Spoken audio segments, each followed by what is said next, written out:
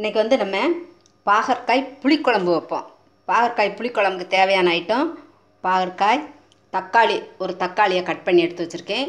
கொஞ்சம் புளி ஊற போட்டிருக்கேன், ஒரு எலுமிச்சம்பழம் அளவு ஊற போட்டிருக்கேன். அது வேண்டிய அளவு ஊற்றிட்டு மீதியை வச்சுக்கிடுவோம். இது வந்து சால்ட்டு, கருவேப்பிலை 2 ஆறுக்கு எடுத்திருக்கேன், 2 சில்லி, கொஞ்சம் வெங்காயம் தாளிக்கிறதுக்கு கட் பண்ணி கொஞ்சம் வெங்காயம் எடுத்து வச்சுருக்கேன். ஆயில் கொஞ்சம், சாம்பார் மசாலா, தேங்காய் சில் ஒரு சில் பெரிய சில்லை கட் பண்ணி எடுத்து வச்சுருக்கேன். இது வந்து தாளிக்கிறதுக்கு கடுகும் வெந்தயம், இவ்வளோ தான். இப்போ வந்து நம்ம இதெல்லாம் ஃப்ரை பண்ணி எடுத்துக்கிடுவோம். ஃபஸ்ட்டு வந்து நம்ம தேங்காயை லைட்டாக ஃப்ரை பண்ணிக்கிறோம்.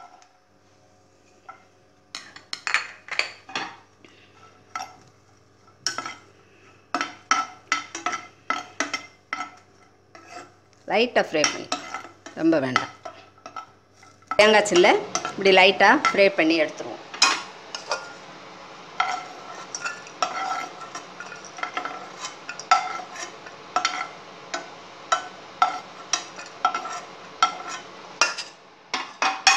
நெக்ஸ்ட்டு வந்து கொஞ்சம் ஆயில் விட்டுக்குருவோம். கொஞ்சம் சூடாகட்டும். அதுக்கப்புறம்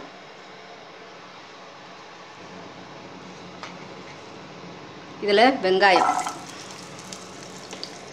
வச்சுருக்கேன், அதை உரித்து இப்படி லைட்டாக வதக்கி எடுத்துக்குவோம். இதோட தக்காளியும் போட்டு வதக்கிடுவோம்.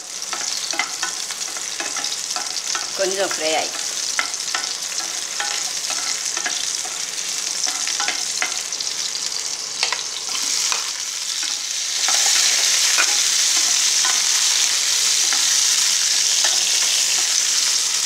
அதோட ஒரு கருவேப்பிலை,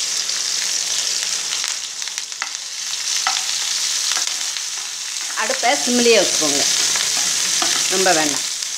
லைட்டாக இதை வதக்கின உடனே இது 3ஐயும் சேர்த்து நம்ம என்ன செய்யணும், ஆட்டி பேஸ்ட்டாக எடுத்துக்கிறணும். தேங்காய் சில்லு, தக்காளி, வெங்காயம், இந்த ஃப்ரை பண்ண ஐட்டம் 3ஐயும் மிக்சியில் போட்டு ஓட விட்டு பேஸ்ட்டாக எடுத்து வச்சுக்குவோம். அடுப்பை ஆஃப் பண்ணிடுவோம். இப்போ வந்து நம்ம இந்த தேங்காய் சில்லை இதோட போடுறேன் பாருங்கள். இது தக்காளி, வெங்காயம், கருவேப்பிலை எல்லாத்தையும் ஆற வச்சு பேஸ்ட் பண்ணி எடுத்துக்கிடுவோம். இப்போ வதக்கின ஐட்டம் பூரா பேஸ்ட் பண்ணி எடுத்துருக்கேன். இப்போ வந்து நம்ம அடுத்து கடை அடுப்பில் வச்சாச்சு. வந்து ஆயில் விட்டுக்குருவோம். கொஞ்சம் அதிகமாகவே ஆயில் விட்டுக்கோங்க, பாவக்காய் குழம்பு, அதனால் கொஞ்சம் கூடுதலாக விட்டுக்கோங்க. கொஞ்சம் எண்ணெய் காயட்டும், சூடாகட்டும்.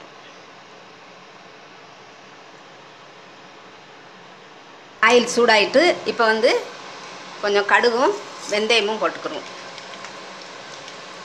புளிக்குழம்புக்கு கடுகு வெந்தயம் தான் போடணும், ஏற்கனவே சொல்லியிருக்கேன். அதனால் கடுகு வெந்தயம் போட்டு தாளிங்க. எந்த புளிக்குழம்புக்குமே கடுகு வெந்தயம் போடுங்க.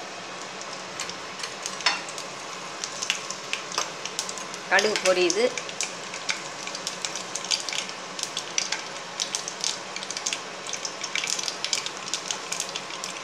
கொஞ்சம் கருவேப்பிலை போட்டுக்கணும். இப்போ வந்து ஆனியனும் சில்லியும் போட்டிருக்கேன். கொஞ்சம் நேரம் லைட்டாக செவக்க வரட்டும். பொன்னிறமாக வரவும் பாவக்காயை போட்டு இதிலேயே ஃப்ரை பண்ணுவோம். பாகற்காயை நல்லா கட் பண்ணி கழுவி எடுத்து வச்சுருக்கேன், சுத்தம் பண்ணி. அதே மாதிரி கட் பண்ணி சுத்தம் பண்ணிடுங்க. கல் இருக்கும், கல் மண் ஒட்டி இருக்கும், நல்லா சுத்தம் பண்ணி வச்சுக்கோங்க.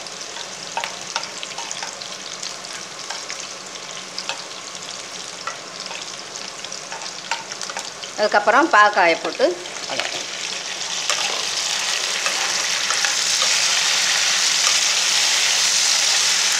நல்லா ஃப்ரை பண்ணிக்கிறணும். கூட கொஞ்சம் நேரம் இதுலேயே பாதி இது வெந்துடும். நம்ம வதக்கிறதுலேயே பாதி வெந்துடணும். அந்த அளவுக்கு கொஞ்சம் நேரம் ஃப்ரை பண்ணிக்கிட்டே இருங்க. அதுக்கப்புறமா மசாலா ஐட்டத்தை விடுவோம். பாதி அளவு வெந்துருச்சு, இன்னும் கூட கொஞ்சம் நேரம் வதக்கிடுவோம். ஃப்ரை ஆக நம்மளுக்கு ரொம்ப டேஸ்ட் கூடுதலாக இருக்கும். கொஞ்சம் கசப்பு இருக்கும், நீங்கள் ஃபஸ்ட்லேயே கொஞ்சம் நேரம் இதை வந்து வேக வச்சு இருத்துட்டோம்னா அந்த கசப்பெல்லாம் போயிடும். அதாவது ஒரு சிலருக்கு கசப்பு பிடிக்காது. இந்த பாகற்காயினுடைய இதே நம்மளுக்கு கசப்பு வேணும். கசப்பு, புளிப்பு, உரப்பு எல்லாம் இருந்தாத்தே நம்மளுக்கு டேஸ்ட் வரும். அதனால் நான் வந்து உங்களுக்கு அவிச்சு இருக்காமல் அப்படியே முழுசாக போட்டிருக்கேன். இது எண்ணெயில் ஃப்ரை பண்ணும்போதே நம்மளுக்கு கொஞ்சம் கசப்பு தன்மை குறைஞ்சிரும்.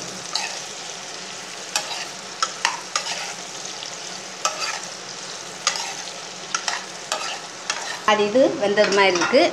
நம்ம கொஞ்சம் சால்ட் போட்டுக்குருவோம். சால்ட்டு கவனமாக போட்டுக்கோங்க. இன்னும் கொஞ்சம் நேரம் ஃப்ரை பண்ணிக்கலாம். எண்ணெயில் வதக்கத்தான் நம்மளுக்கு டேஸ்ட் நல்லாயிருக்கும்.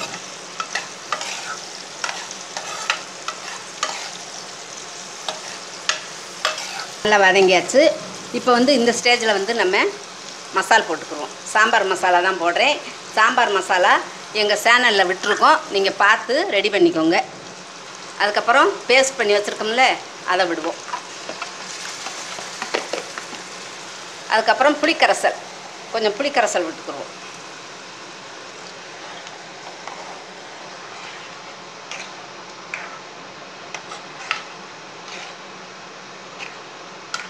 இதை ஒரு மூடியை போட்டு இப்போ வந்து ஒரு 5 நிமிஷம் அப்படியே மூடியை போட்டு வச்சுருவோம். சிம்மில் வச்சு வேகட்டும்.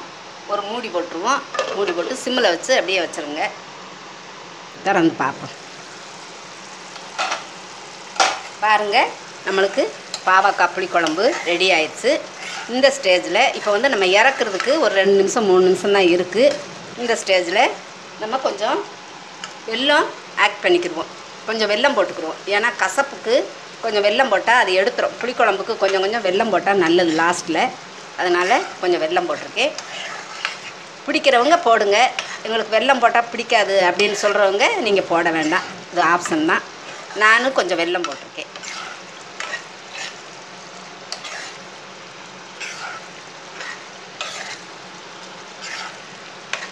இப்போ நம்மளுக்கு பாகற்காய் புளிக்குழம்பு ரெடி ஆயிடுச்சு.